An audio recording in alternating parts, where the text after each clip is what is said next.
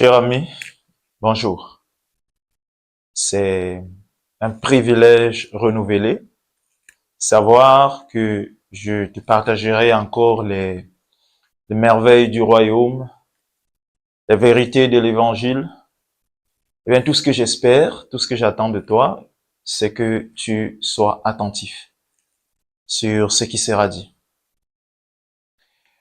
Parce que je dirais des choses un peu délicates, donc vraiment, je sollicite ton attention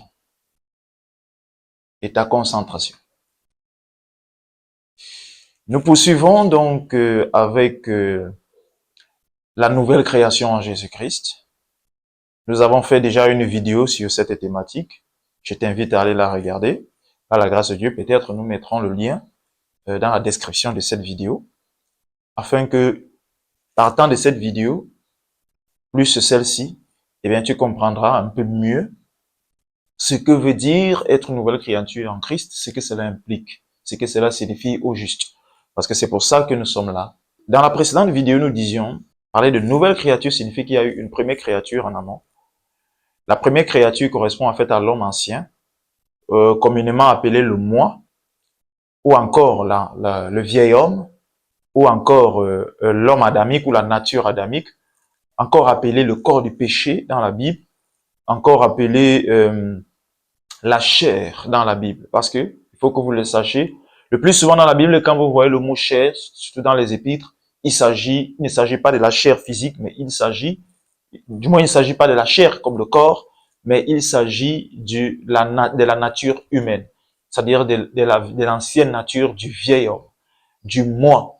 Parce que, en fait, nous avons souvent cru que la chair est une entité différente du moi non, c'est la même entité. Alors, la première création, donc, correspond à la création de la création physique et également la création du premier homme. Lorsque nous sortons du ventre de nos mamans, lorsque chaque homme sort du ventre de sa mère, il sort du ventre de sa mère avec un corps physique et avec son ancienne nature, c'est-à-dire la première nature, la nature qui relève de la première création. C'est lorsqu'il naît de nouveau qu'il expérimente la nouvelle création, c'est-à-dire qu'il est recréé. Par la nouvelle naissance, il est recréé par Dieu. Cette récréation suppose le fait pour Dieu de lui donner une nouvelle nature et de tuer l'ancienne nature. Donc, la première création, Dieu la tue et Dieu le refait, en fait. La première nature, il la tue et Dieu lui donne une seconde nature. Parce qu'en soi, la récréation, c'est le fait pour Dieu de donner à l'homme une seconde nature et de tuer la première. La première est tuée comment? Par la croix. Donc, Dieu se sert de la croix pour tuer la première nature. Et par l'entremise de la nouvelle naissance et l'avènement du Saint-Esprit, en ce dernier, Dieu lui permet de recevoir la nouvelle nature qui correspond à la nouvelle, du moins de recevoir la nouvelle nature qui fait de lui une nouvelle créature. Donc, c'est le fait d'avoir reçu la nouvelle nature qui fait de nous une nouvelle créature. Ok? Ainsi, désormais, nous sommes identifiés, désormais aux yeux de Dieu, sur le plan divin, nous sommes de nouvelles personnes.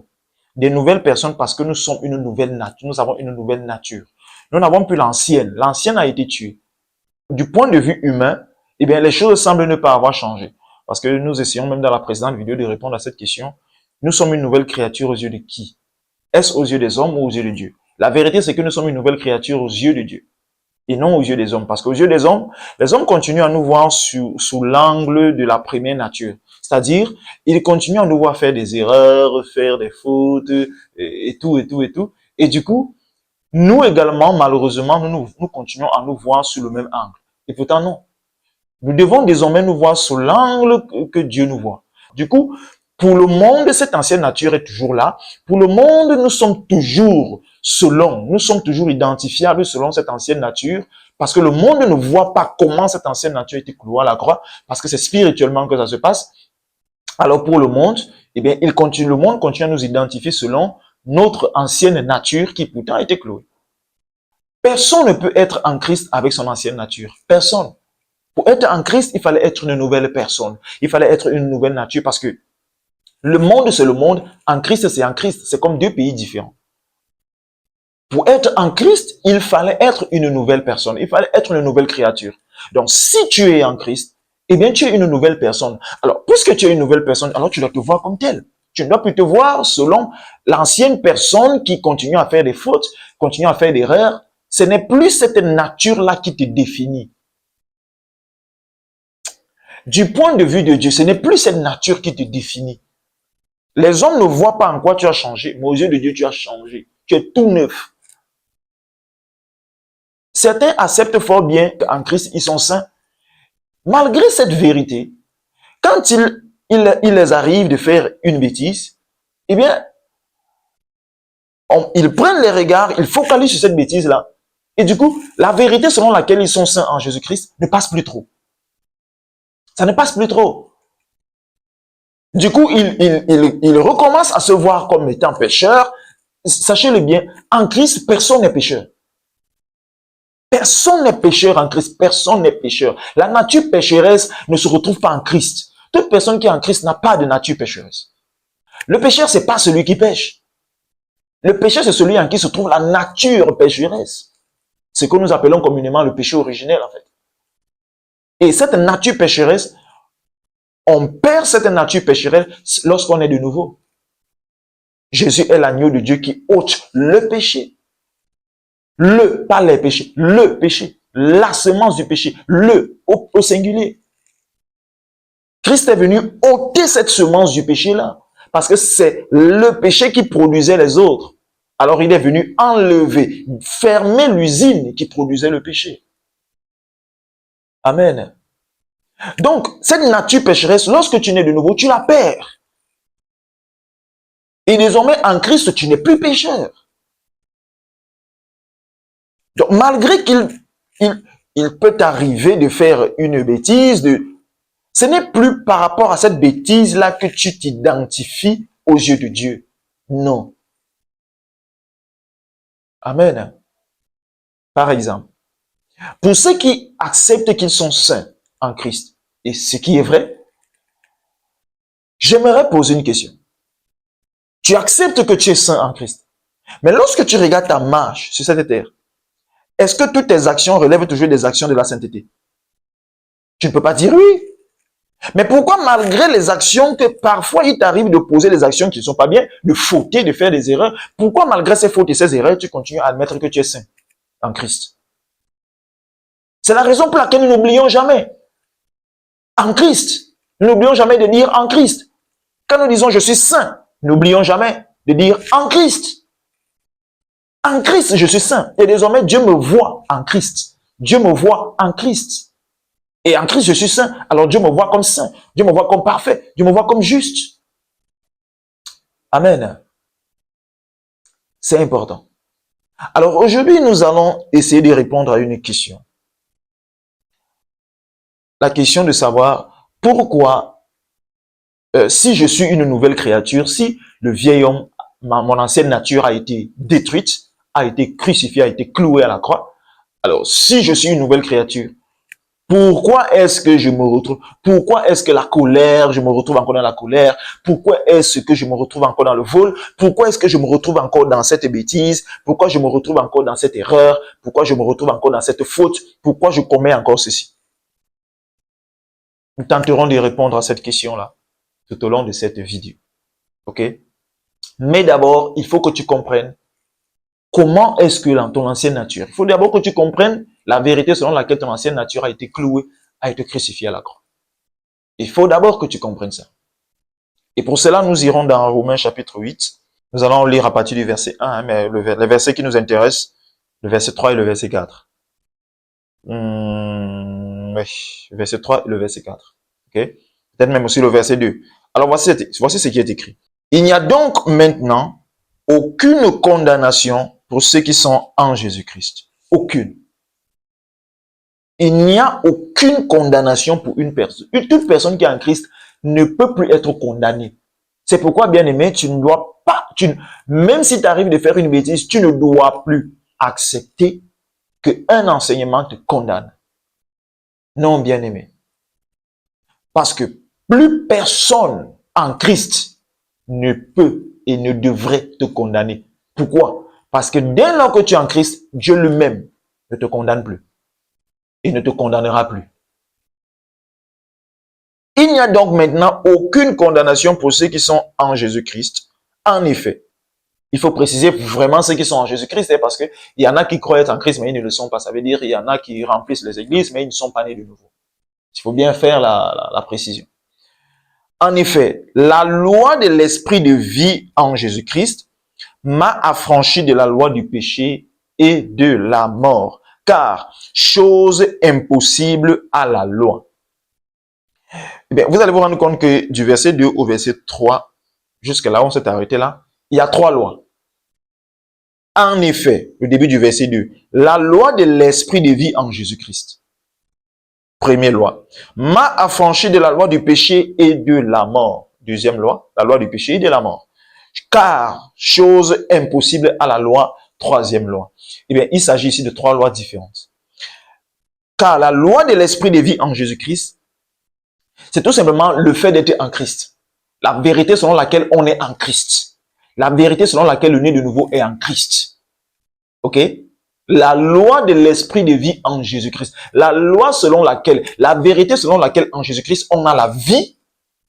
Quand on parle de la loi de l'esprit de vie en Jésus-Christ, c'est de ça dont il est question. M'a affranchi de la loi du péché et de la mort. M'a affranchi de la puissance du péché et de la mort spirituelle, de même que de la seconde mort. Verset 3. Car chose impossible à la loi. Le troisième loi s'est mis pour la loi de Moïse. Car chose impossible à la loi des commandements. Ça veut dire quoi s'il faut qu'on reformule ça? La loi de Moïse, les commandements de Moïse et autres ont été incapables de m'affranchir du péché. Et pourtant, cette loi nous donnait des instructions, des ordres. Ne fais pas, ne fais pas, ne fais pas, ne fais pas. Et du coup, on a comme l'impression que cette loi avait été donnée pour nous délivrer du péché, pour qu'on ne pêche pas. Eh bien non, cette loi n'avait pas été donnée pour que l'homme ne pêche pas. Cette loi avait été donnée pour un ensemble de raisons. Premièrement, pour que l'homme découvre qu'il n'est pas capable de ne pas pécher par ses propres efforts. Parce que plus il essaye de ne pas convoiter, plus il convoite. Plus il essaye de ne pas tuer, plus il tue. Plus il essaye de ne pas commettre l'adultère, plus il a envie de faire l'adultère. En fait, c'est ça le principe de la loi. Partout, c'est pourquoi il est écrit, Paul dit que la puissance du péché, c'est la loi.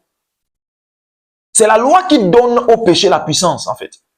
C'est pourquoi il est dit dans Romains chapitre 3, le verset 20, « Nul ne sera justifié devant Dieu par les œuvres de la loi, car c'est par la loi que vient la connaissance du péché. » La loi n'a pas été donnée pour que l'homme ne pêche pas, non. Au contraire, la loi a été donnée pour prouver à l'homme que par ses efforts, il ne peut pas abandonner le péché. Il ne peut pas ne pas pécher. Et également, ailleurs, Paul dit, ailleurs dans Romains, je pense bien, Paul dit que la loi a été donnée afin que l'offense abonde. Ça veut dire afin que le péché abonde. Et oui, c'est vraiment un peu paradoxal, ambigu, mais c'est la vérité. Dieu savait que par cette loi, les hommes allaient davantage pécher. Pourquoi? Parce que plus il y a des interdits, eh bien plus on est tenté de violer l'interdit. Plus il y a des règles, plus on est tenté de violer les règles. C'est comme ça. Alors, il fallait que le péché abonde afin que l'homme ait la bouche fermée, comme Paul dit. Afin que nul n'ait la prétention de dire que c'est par ses efforts de pratique de la loi qu'il a réussi à ne plus pécher. Ou alors qu'il a été rendu juste aux yeux de Dieu. Afin que toute bouche soit fermée. Pour que le péché abonde, afin que toute bouche soit fermée. Afin que personne ne puisse dire, ah, c'est parce que je me suis trop sanctifié. Ah, c'est parce que j'ai trop veillé. C'est parce que j'ai trop fait attention au lieu que je fréquentais. Ah, c'est parce que j'ai trop pratiqué ceci. Que nul n'ait la bouche ouverte pour pouvoir dire que c'est parce que j'ai fait, c'est parce que je n'ai pas fait, c'est parce que j'ai fait qu'aujourd'hui, aux yeux de Dieu, je suis apprécié. Mais que tous aient la tête baissée, que tous aient le dos courbé, que tous puissent dire, je reconnais qu'en moi, il n'y a aucun bien. Amen. Du moins, dans ma chair. Ça veut dire dans l'ancienne nature. Jusqu'à ce que tous reconnaissent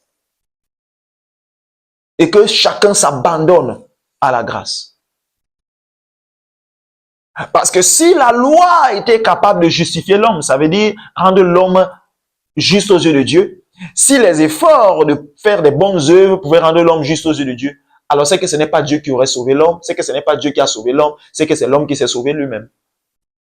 Et ça, ce n'était pas possible. Ce n'était même pas concevable. C'est Dieu qui devait sauver. C'est lui le sauveur. À lui est censé revenir toute la gloire. Et non à l'homme. Alléluia. Donc, bien aimé, la loi de Moïse, les ordonnances, n'ont pas pu délivrer l'homme du péché. Or, le fait de naître de nouveau et d'être mis en Christ l'a fait. Alléluia. C'est ce que verset 2 jusqu'à ce début du verset 3 veut dire. Maintenant, poursuivons la lecture parce que la chair la rendait sans force.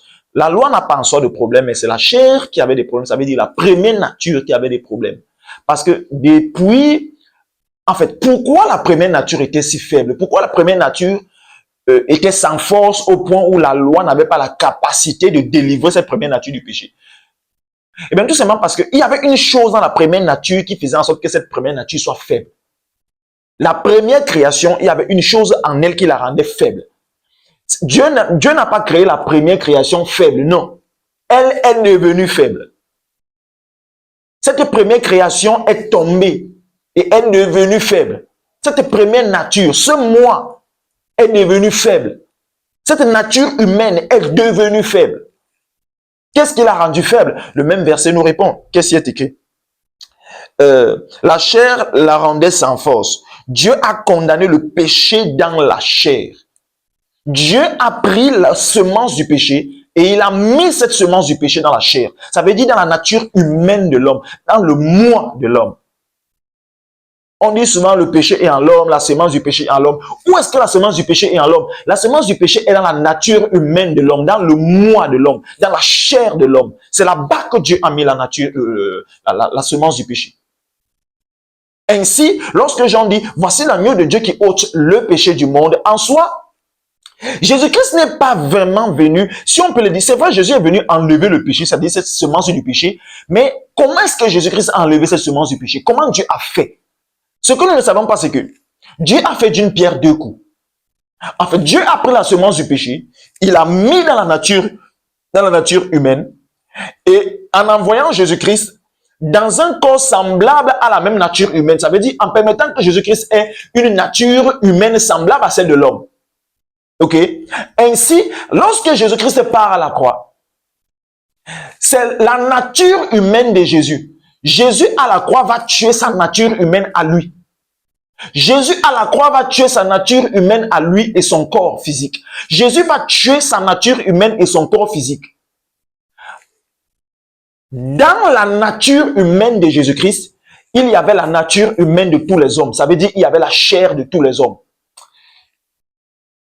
Jésus va tuer sa nature humaine à la croix, sachant que dans sa nature humaine à lui se retrouvait la nature humaine de tous les hommes parce que Jésus-Christ était le substitut des hommes à la croix. Ainsi, dans la nature humaine de Jésus, il y avait la nature humaine des hommes. Et dans la nature humaine de chaque homme, il y avait la semence du péché originel de chaque homme. Alléluia. Donc, Dieu, en tuant la nature humaine de Jésus, par la même entremise, il tuait la nature humaine de chaque homme et par la même entremise, il ôtait le péché, la semence du péché de chaque homme. Parce que si tu tues ma nature humaine dans laquelle se trouve ma semence du péché, eh bien, tu enlèves également cette semence du péché. Alléluia. Je ne sais pas si tu comprends, bien aimé. Donc Dieu n'a pas seulement enlevé la semence du péché, non, mais Dieu a tué la nature humaine de l'homme. Ça veut dire Dieu a détruit l'ancienne création, Dieu a détruit l'ancienne nature, Dieu a détruit la chair, sachant que c'est dans cette chair qu'il y avait la semence du péché. Ainsi, une pierre, deux coups. Donc, bien aimé, aujourd'hui, tout né de nouveau a son ancienne nature qui est détruite. Si tu es né de nouveau, ton moi a été cloué à la croix. Ton moi a été crucifié avec la semence du péché. Et désormais, aux yeux de Dieu, tu es une nouvelle personne. Parce que lorsque Dieu te crucifie à la croix, il crucifie ton ancienne nature à la croix. Tu ne peux pas rester sa nature. Tu ne peux pas rester sans nature. Alors qu'est-ce qui se passe? Il crucifie ton ancienne nature pour te donner une nouvelle. Et la nouvelle, là, il te la donne en Christ. Pourquoi? Parce que cette nouvelle nature, quand il te la donne, il te prend et il te met en Christ. Parce que tu ne peux pas avoir la nouvelle nature et rester dans l'ancienne réalité. Il faut que tu sois dans la nouvelle réalité parce que la nouvelle réalité correspond à cette nouvelle nature. Ok? Alors, il tue l'ancienne nature et il te donne la nouvelle. Amen. C'est ce qui est expliqué ici. Le verset 4 nous dit, et cela afin que la justice de la loi fût accomplie en nous qui marchons, non selon la chair. C'est-à-dire quoi? Quand on dit ne pas marcher selon la chair, vous savez, parfois, nous comprenons ça mal. Quand on dit ne pas marcher selon la chair, nous disons en fait qu'il s'agit de, comment je vais dire, ne pas marcher dans le péché ou bien quoi, ne pas faire le péché. Non, en fait, ne pas marcher selon la chair signifie tout simplement ne plus être dans la conscience de ta nature humaine. Quelqu'un qui marche dans la conscience de sa nouvelle nature, c'est quelqu'un qui ne marche plus selon la chair. Parce que marcher selon la chair, c'est marcher dans la conscience de ton ancienne nature. Ça veut dire que tu continues à te voir selon l'ancien homme. Tu continues à te voir sous l'ancien plan. Tu continues à te voir selon l'ancienne personne que tu étais et qui pourtant était crucifiée à la croix. Tu continues à te voir comme les hommes te voient. Tu continues à te voir sur la base de ton expérience sur la terre. Ça veut dire, tu continues à te définir selon les fautes, selon les erreurs que tu commets. Et tu continues à te définir selon cela. Et pourtant, non, tu ne devrais plus te définir sur cette base. Ainsi, continue à te voir et à te définir selon cette ancienne nature. C'est-à-dire, tu fais des erreurs, cette personne qui fait des erreurs, cette personne qui se trompe. Si à tes yeux, c'est toi-même, si tu continues à considérer que cette personne qui fait des erreurs, qui se trompe, qui fait des bêtises, qui faute, si tu continues à considérer que cette personne c'est toi, ça veut dire tu continues à t'identifier selon ces choses, eh bien ça veut tout simplement dire que tu continues à marcher selon la chair. La chair c'est le vieil homme, la chair c'est le moi. Et ces fautes, ces erreurs, ces bêtises, c'est le vieil homme qui les commet. C'est la chair qui les commet et non ta nouvelle nature. Et tu ne devrais donc plus t'identifier selon ce vieil homme. Alors du coup, ça nous fait penser à la question à laquelle nous essayons de répondre. Mais comment donc, si ce vieil homme a été crucifié, comment donc je continue à le voir se manifester? Nous sommes en train d'évoluer pour répondre à cette question. Ok? Alors, il est dit au verset 4, regardez très bien, parce que voici un verset également qui a souvent été mal interprété. Généralement, quand on voit ça, on dit, ah non, mais ça veut dire que, ok, voici ça qu'on dit, afin que la justice de la loi fût accomplie en nous. Ah ben, ça veut dire que la loi, on doit continuer à nous battre avec les commandements et tout. Non, bien aimé, c'est pas ce que ce verset dit. Déjà, quand on parle de la justice de la loi qui fut accomplie en nous, la justice de la loi, d'abord, c'est quoi? La justice de la loi, c'est quoi? Ça veut dire quoi, en fait, la justice de la loi? Quand on parle de justice de la loi, on dit tout simplement ce que la loi réclamait. La loi réclamait deux choses. Une observation parfaite, un, et de deux, la mort de celui qui n'observe pas parfaitement, ne l'observe pas parfaitement. Voilà les deux choses que la loi réclamait. Premièrement, observez-moi parfaitement, totalement, intégralement. Et celui qui ne réussit pas à m'observer parfaitement, totalement, intégralement, il faut qu'il meure. Il faut qu'il soit tué. Et effectivement, Dieu a assouvi cette justice de la loi. Dieu a accompli cette justice de la loi. Comment? En tuant le vieil homme qui n'a pas réussi à pratiquer cette loi intégralement. Oh, bien-aimé, bien-aimé. Le vieil homme n'a pas pu observer cette loi intégralement, alors Dieu l'a tué. Donc Dieu a satisfait la loi. Dieu a accompli la justice de la loi ainsi. En tuant ce vieil homme et également en nous donnant le Saint-Esprit. Le Saint-Esprit qui vient faire quoi? Qui lui, c'est-à-dire quand je parle du Saint-Esprit, je parle de Christ en même temps, qui lui a été impeccable en matière de la loi. Ok? Donc, le vieil homme qui n'a pas observé parfaitement la loi, alors Dieu l'a tué. Premier aspect de la justice et la loi accompli. Deuxième aspect de la justice et la loi, il fallait l'observer intégralement. Jésus l'a fait. Jésus a été impeccable aux yeux de Dieu. Ça veut dire que on a quelqu'un comme Jésus qui a marché comme Dieu voulait. Et qu'est-ce qui se passe quand tu nais de nouveau? Christ vient habiter en toi. Ainsi, le vieil homme qui n'a pas observé toute la loi intégralement est crucifié, il meurt, la loi est contente. Deuxièmement, le deuxième Adam qui est Christ, qui a été impeccable en matière d'observation de la loi, qu'est-ce qui se passe? Il vient vivre en toi. Et ainsi, tu te retrouves avec une nouvelle nature qui a observé toute la loi. Aux yeux de la loi, tu es clean. Aux yeux de la loi, né de nouveau, tu es propre. Oh, bien-aimé. Notre nouvelle nature en Christ, aux yeux de la loi, est propre, est clean. Notre nouvelle nature du moins, Dieu a réglé les comptes que nous avions avec la loi, en nous faisant mourir et en nous donnant une nouvelle nature. Il a réglé ses comptes, une bonne fois pour toutes. Maintenant, remarquez ce verset, remarquez ce qu'on dit. On ne dit pas, afin que la justice et la loi soient accomplies par nous. Parce que ce n'est pas toi, tu ne pouvais pas accomplir la justice et la loi. Ce n'est pas que tu dois te battre, c'est pourquoi il faut bien comprendre, bien aimé. Hein? Il faut bien comprendre, hein? C'est important. On ne dit pas afin que la justice et la loi soient accomplies par nous. Si c'était ça ce verset, alors c'est que ça voulait dire que c'est nous qui devrions accomplir la justice et la loi par nos efforts de piété, par nos efforts de bonne conduite, par nos efforts d'abstinence, par nos efforts de bonne moralité. Maintenant, on dit afin que la justice et la loi soient accomplies en nous, pas par nous, en nous. C'est quelqu'un d'autre qui a accompli ça en nous et non nous qui l'avons accompli. Alléluia. C'est important de comprendre, bien aimé. Parce que si les gens on va maintenant se battre. Il est dit, la justice et la loi. Donc, on doit accomplir la justice et la loi. On doit accomplir la justice et la loi. Frère, tu ne pouvais pas accomplir la justice et la loi. Tu ne pouvais pas. Tu ne pouvais pas. Alléluia.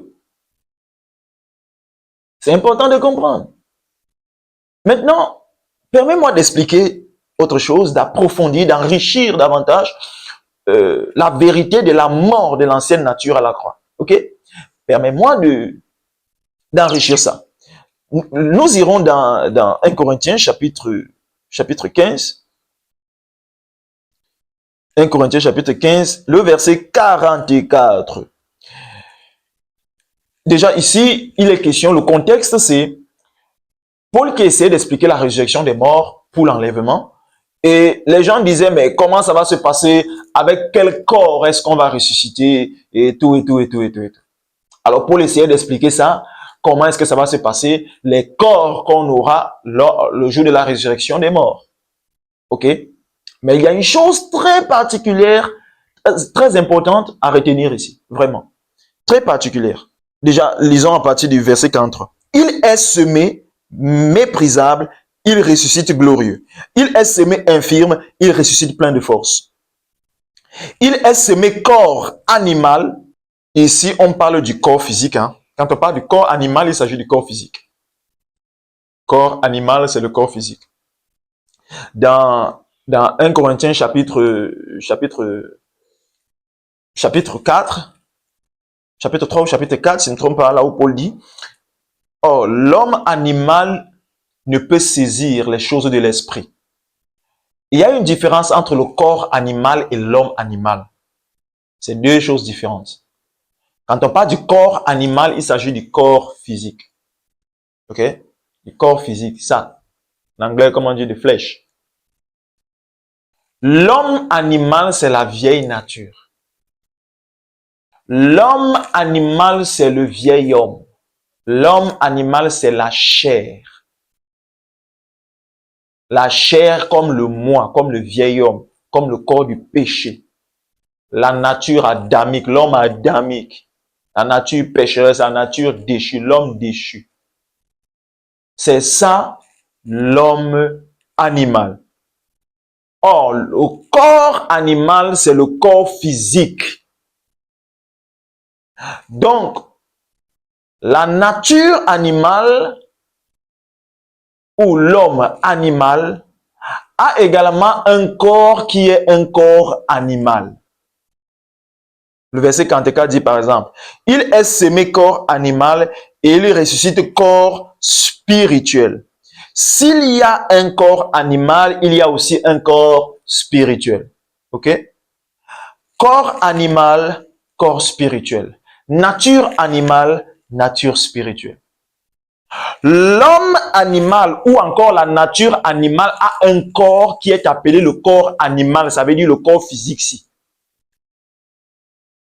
Par contre, la nouvelle nature, le nouvel homme en Christ, a également son corps à lui qui est appelé le corps spirituel. Maintenant, voici ce qui est merveilleux, c'est que actuellement, le converti, c'est quoi? C'est la nouvelle nature, le nouvel homme, une nouvelle créature, l'homme spirituel, mais qui est dans le corps animal. Le nouveau converti, c'est l'homme spirituel, la nouvelle nature, mais dans le corps de l'ancienne nature. La nouvelle nature dans le corps de l'ancienne nature. Dieu a détruit l'ancienne nature, proprement dite, par la nouvelle naissance à la croix. Dieu a détruit l'ancienne nature. Cependant, il a gardé en vie le corps de l'ancienne nature, ça veut dire le corps animal, le corps physique. Parce que nous restons sur terre, il fallait bien qu'on soit visible. Maintenant, dans ce corps animal, dans cette nature, dans ce corps animal, dans ce corps de l'ancienne nature, Dieu a mis la nouvelle nature. C'est à cause de ça, justement, que nous avons du mal à nous affectionner, à être conscients de notre nouvelle nature, parce que nous sommes plus conscients de notre corps, qui est un corps qui va avec l'ancienne nature et qui a gardé les habitudes de l'ancienne nature. Et puisque nous marchons tellement par la vue, alors nous continuons à être plus conscients des réalités de ce corps physique, de ce corps animal, plutôt que des réalités de notre nouvelle nature, de notre nouvel homme spirituel qui est à l'intérieur. C'est ça le problème. Eh oui, c'est ça le problème. Le corps spirituel dont il est question ici, Dieu nous le donnera à la résurrection pour l'enlèvement. Ça veut dire que notre nouvelle nature actuellement n'est pas dans son corps, mais est dans le corps de l'ancienne nature. Notre nouvelle nature va revêtir son corps le jour de la résurrection des morts. Ainsi, notre nouvelle nature sera dans un corps qui lui est compatible. Un peu comme Jésus-Christ après la résurrection. Est-ce que tu comprends? Alléluia. Maintenant, ayant expliqué ça, comment donc je fais?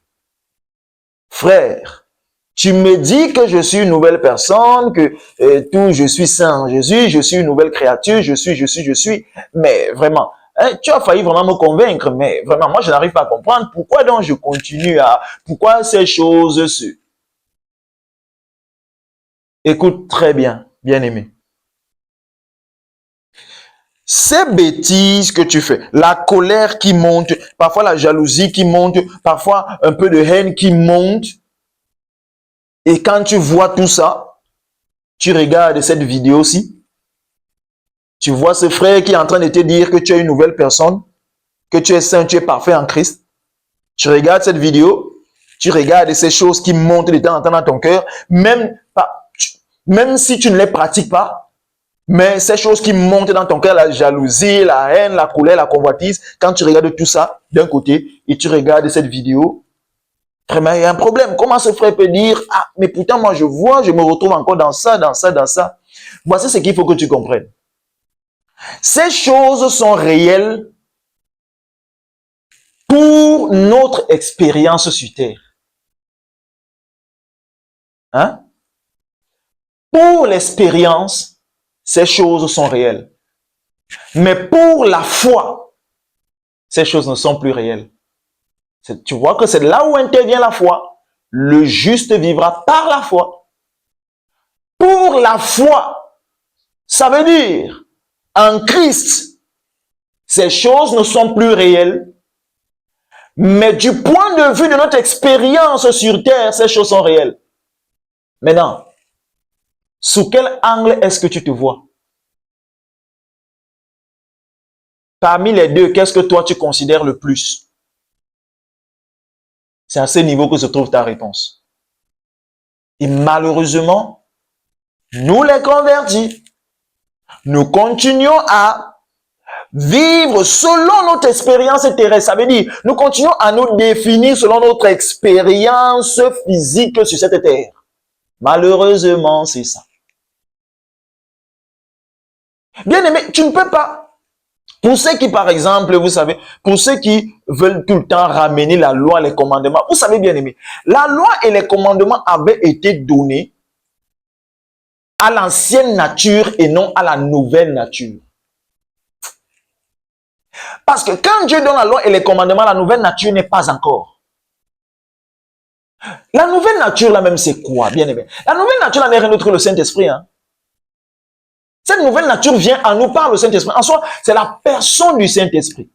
Et si tu veux connaître cette nouvelle nature, c'est quoi juste? Cette nouvelle nature, c'est comment? C'est quoi juste? Eh bien, tu vas dans Galates chapitre 5 et le verset 22. Là où on te cite, quoi? Les fruits de l'esprit, la bonté, la bénignité, la patience, la tempérance et tout, et tout, et tout, et tout. Bien aimé, voilà les caractères de ta nouvelle nature, qui ne sont rien d'autre que les caractères du Saint-Esprit. Les habitudes du Saint-Esprit. Ce Saint-Esprit est venu faire ta nouvelle nature. Donc, ainsi, ces différents caractères du Saint-Esprit sont désormais les différents caractères de ta nouvelle nature.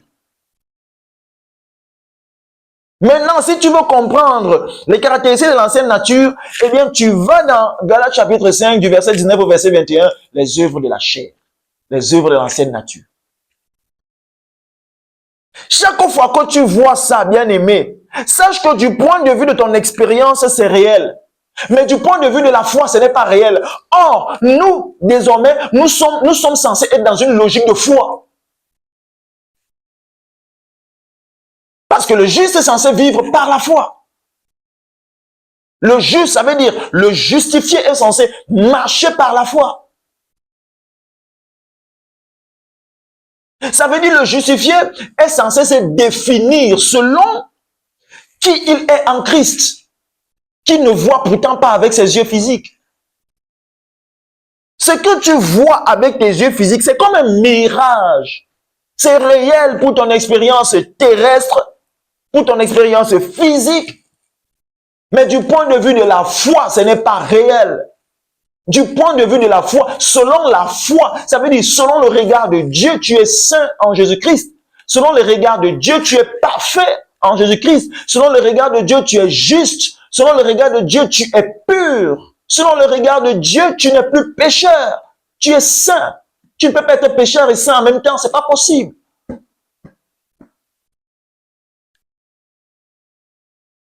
Alléluia.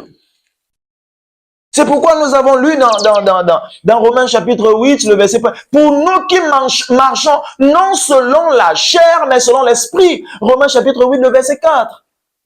Pour nous qui marchons non selon la chair, mais selon l'esprit, ça veut dire quoi? Pour nous qui ne nous... Regarde, Paul dit, ne vous affectionnez pas à l'affection de la chair, c'est la mort. L'affection de la chair, c'est quoi? C'est tout simplement marcher dans la conscience de ton ancienne nature.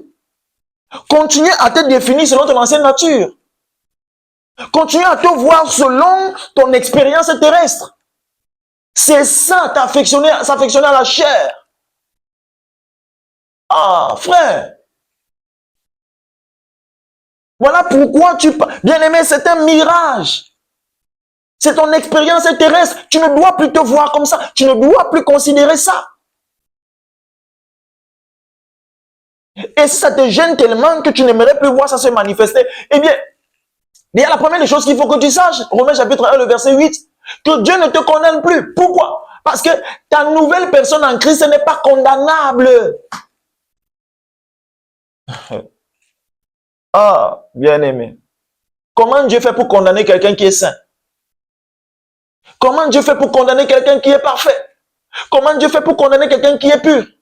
Comment Dieu fait pour condamner quelqu'un qui n'est plus pécheur? Comment il fait ça? C'est la raison pour laquelle il est dit, Romains chapitre 8, le verset 1. Oh, il n'y a maintenant plus de condamnation pour ceux qui sont, pour ceux qui sont en Christ.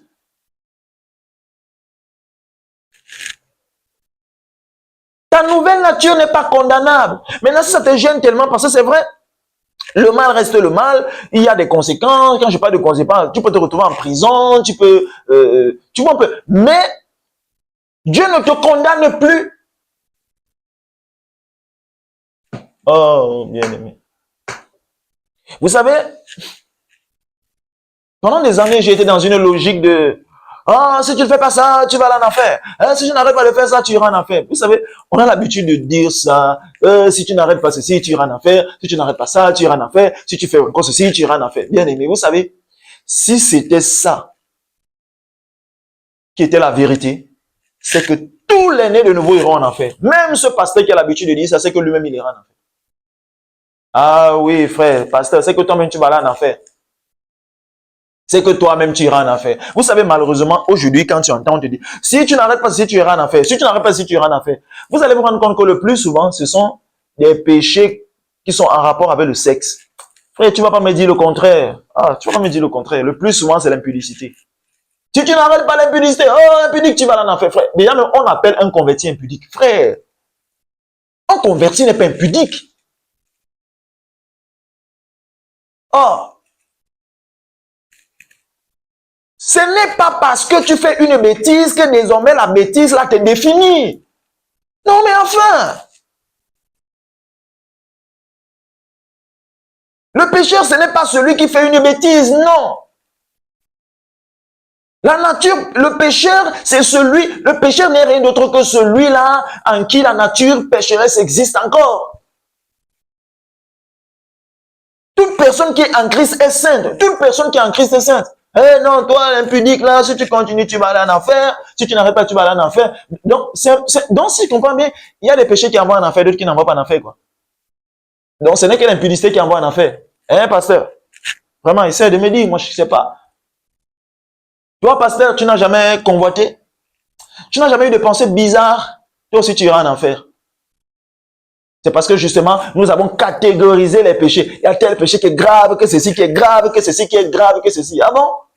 Ah bon? Frère, si tu veux encore fonctionner avec la logique de la loi, si tu veux fonctionner avec la logique des commandements, frère, tu ne comprends pas ce que Paul dit. Que c'est celui qui vivra, celui qui va être justifié par la loi, eh bien c'est celui qui vivra par elle. Ça veut dire c'est celui qui la mettra complètement en pratique. Si tu fautes sur un seul commandement, tu as fauté sur tout le reste. Il n'y a pas qu'impudicité est grave que convoitise, est grave que avoir une pensée bizarre, est grave que murmurer. Attends, tu n'as jamais murmuré. Toi aussi, tu vas là en enfer. Bien aimé, nous ne comprenons pas. Hein? Si c'était ça, si c'était ça pour aller en enfer, frère, tout le monde va aller en enfer. Tout le monde va aller en enfer. On va pas venir se placer là comme ça au pupitre, commencer à s'enorgueillir que parce que je ne suis plus dans la masturbation, parce que je ne suis plus dans la fornication, alors je n'irai pas en enfer. Et ceux-là qui sont dans la masturbation, ils iront en enfer. Ah bon? Toi, tu n'as jamais eu de mauvaises pensées. Tu n'as jamais eu de mauvaises pensées. Seulement le fait pour toi-même d'appeler des convertis impudiques. Tu sais que tu es en train de déformer leur identité. Ah, ça tu ne savais pas. Ah, tu ne savais pas.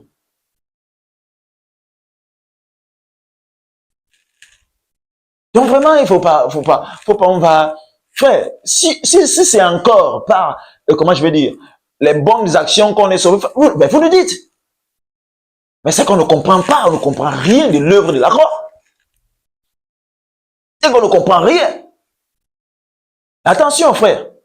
La grâce ne nous encourage pas à aller vivre. L'œuvre achevée, le fait d'être une nouvelle créature ne signifie pas que je dois me plaire à aller faire une bêtise, aller faire des bêtises.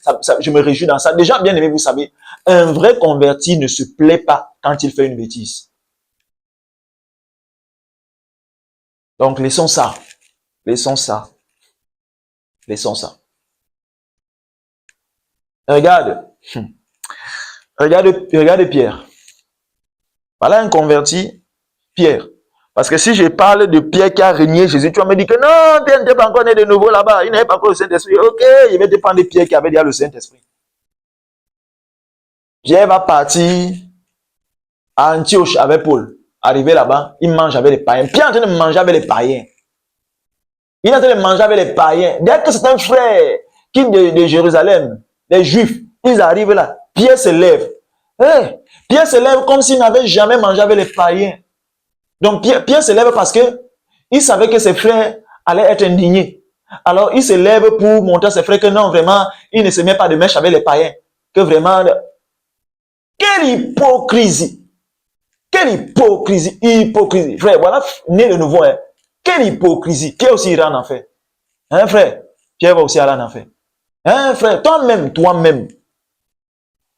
Quand tu veux aller faire, tu prends le téléphone, tu es en train d'aller faire les aumônes, aller visiter les orphelins et tout, tu prends le téléphone, tchac. Tu balances sur Facebook et tu mets là-bas un gros message. Tu écris, bien-aimé, pensons aux orphelins, aux veuves et aux démunis. Car Dieu bénit ceux qui pensent aux orphelins, aux veuves et aux démunis. Tu sais comment on appelle ça, pasteur? C'est de la fanfaronnade. C'est de la fanfaronnade. Tu auras aussi en enfer à cause de la fanfaronnade. Jésus avait dit que ta main droite ne sache même pas ce que ta main gauche est en train de faire quand tu fais le monde. Maintenant, il faut que tout le monde sache que tu es en train de faire le monde. Il faut que tout le monde sache que tu es en train de faire du bien aux gens. C'est de la fanfaronnade. Toi aussi, tu iras en enfer. Motif, fanfaron, invétéré, fanfaron. C'est un fanfaron. Toi aussi, on va t'appeler fanfaron. Comme tu appelles les autres impudiques, on doit aussi t'appeler fanfaron. Non, franchement, bien-aimé, franchement, ça semble drôle, mais bien-aimé, c'est parce que nous ne comprenons pas. Nous ne comprenons pas. Alléluia. Donc, bien-aimé, il faut comprendre que du point de vue de ton expérience sur Terre, ça c'est réel. C'est faute et tout, c'est réel. Mais du point de vue de la foi, selon la foi, ces choses ne sont plus réelles. Et désormais, tu dois te voir. Si justement tu t'affectionnes à l'esprit, si justement tu t'affectionnes à l'esprit, ça veut dire si tu t'affectionnes, si tu marches selon ta nouvelle nature, si tu marches dans la conscience de ta nouvelle nature, si tu marches dans la conscience de ta nouvelle nature, comme l'est écrit Romains 8, le verset 4. Nous qui marchons non selon la chair, mais selon les... Si tu marches dans la conscience de ta nouvelle nature, bien-aimé, à force de marcher dans la conscience de ta nouvelle nature, ces choses même ne se manifesteront plus jamais.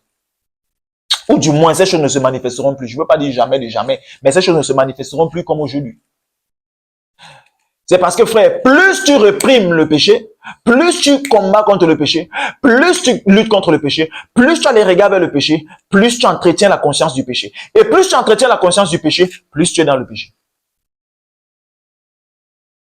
C'est ça, frère. C'est pourquoi Christ est venu nous délivrer de la conscience du péché, comme il est écrit dans Hébreux. Rapprochez-vous du trône de la grâce avec la conscience purifiée des œuvres mortes. Le converti n'est plus censé entretenir la conscience du péché. Parce que nous avons été délivrés du péché. Ah, je sais, maintenant tu es en train de dire que, comme nous avons été délivrés du péché, donc ça veut dire, ok, je dois aller faire les bêtises comme je veux à volonté. Je viens de répondre à ça, mais permettez-moi de revenir encore dessus. Bien aimé, attendons un peu. Soyons sérieux. Je vais poser une question. Donc, quand on t'informe que tu as été délivré du péché, que tu as été purifié, que tes péchés ont tous été lavés, purifiés, ça te donne envie de pécher? Non, franchement, réponds-moi. Ça te donne envie de pécher? Non, soyons honnête que ça ne te donne pas l'envie de pécher. Quand on te dit que tu as tes péchés ont été purifiés, et ça te donne l'envie de pécher? Non. Ainsi, si tu te retrouves dans le péché, c'est parce que tu te rends compte, c'est à cause de la conscience que tu entretiens du péché. C'est pourquoi tu te retrouves dans ça, en fait. autre chose. Essayons prenons un exemple. Je pense que nous allons chuter par là, nous allons boucler par là. Prenons un exemple. Imagine un homme qui doit partir en voyage, ou alors deux hommes, dans deux couples différents. Il doit partir en voyage, en mission, et dans le premier couple, la femme du premier homme lui dit, la femme du premier homme le cravate. Elle lui dit, comme tu t'en vas, ne regarde aucune femme. Tu peux regarder les hommes, mais aucune femme. Je t'avertis. Elle sert encore. Si tu regardes une femme, tu vas m'entendre. Je te dis, tu vas m'entendre. Je t'assure. Tu vas me sentir passer. Je te préviens. Fais ton travail, rentre. Hein? Ça, c'est la première femme. Maintenant, la deuxième femme, quand son mari va en mission, ah, vraiment, chérie, je t'aime tellement, elle vient l'embrasse. Tellement je t'aime, chérie. Ah, vraiment, tu sais, tu as beaucoup me manqué, mon chéri. Tu es le plus bel homme de la terre. Tu es le meilleur des maris qui soit. Vraiment, tu ne peux pas savoir comment je t'aime, chérie. Vraiment, rentre vite. J'ai des surprises que je te réserve à la maison quand tu vas revenir. Parmi les deux, le deuxième là, avec l'attitude de sa femme, bien aimé, dites-moi, ce deuxième homme ne se sentira-t-il pas empressé de rentrer chez lui après la mission? Est-ce que le deuxième homme va dire, ok, bon, ah, vraiment, ma femme m'aime, alors je suis libre de commettre l'adultère. Bien aimé, soyons honnêtes, de manière logique, c'est comme ça qu'il va raisonner. C'est vrai, il y a peu de personnes qui peuvent faire comme ça, qui peuvent raisonner comme ça, mais il faut reconnaître, bon, c'est toujours à cause de la conscience du péché. Mais sinon, bien aimé, de manière générale, tu as une pareille femme. Nous les hommes, soyons honnêtes. Tu as une pareille femme, bien aimée. Fidélité. Tu veux tellement rentrer. Bon, je ne dis pas que c'est tous les hommes, mais de manière générale. La majorité, il y a toujours des cas d'exception. Mais la majorité, bien aimée, une pareille femme, non. Fidélité à mort. Par contre, le premier homme, c'est comme la loi. Tu ne fais pas. Si tu fais, tu vas me sentir passer. Si tu fais, je vais te tuer. Si tu fais, arrête, ne fais plus. Vous savez, c'est ça, le langage de la loi. C'est comme la première femme, c'est la loi. Et vous savez, à peine tu es sorti de la maison comme ça, là, tu as déjà fait. Tu n'es même pas pressé de rentrer à la maison. Parce que tu sais que la femme, là, vraiment, c'est Hitler. À la maison, tu as Hitler. Vraiment, ce genre de femme. Non, vraiment, c'est pas la peine. À peine tu as franchi la porte, allez, tu as déjà tout oublié, tu as déjà péché, tu as désobéi. C'est ça la loi. Elle te démontre que tu es faible. C'est pourquoi, de manière générale, la majorité des femmes qui se comportent comme ça, là, avec leur mari, de manière générale, leurs maris sont adultères.